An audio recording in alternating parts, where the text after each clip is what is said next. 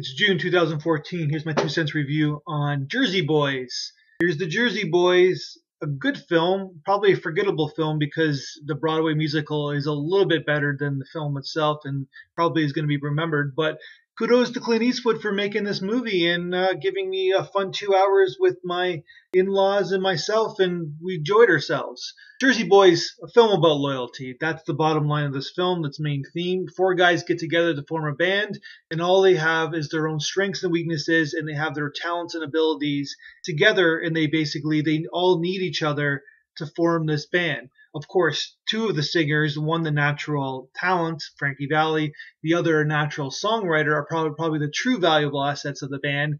But if you really look at this film, the other 2 both have their own abilities, and really they all needed each other in order to succeed.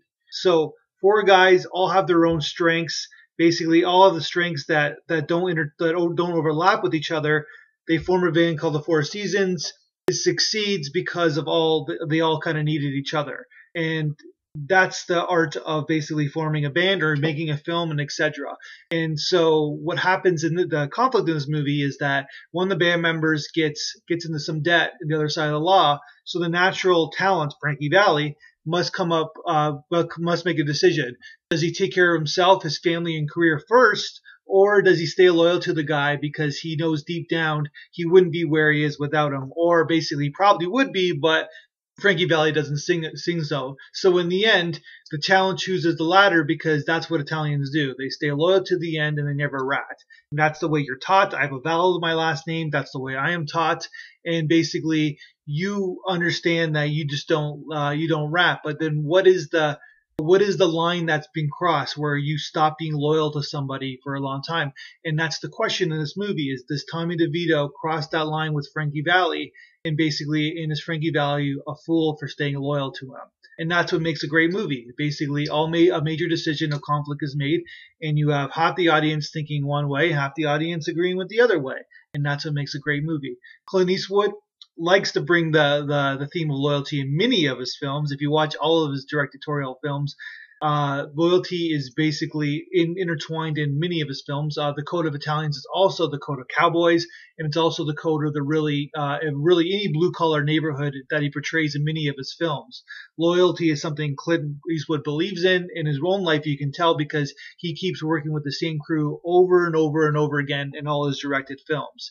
The guy works basically with the same people because he stays loyal to them. So the great testament of Clint Eastwood's loyalty in his own career was basically when he retired from acting after doing Gran Torino. He said that's it. But basically, and it was the perfect ending to his career because it's the perfect role to finish off Clint Eastwood's legendary acting career. He couldn't have done it better.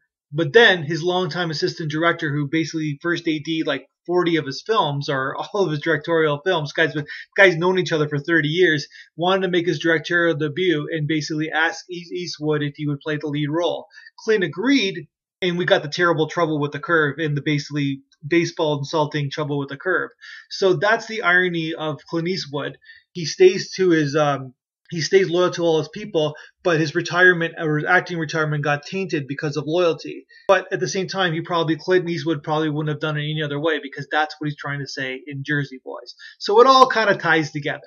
So here's the Jersey Boys again. That's my review.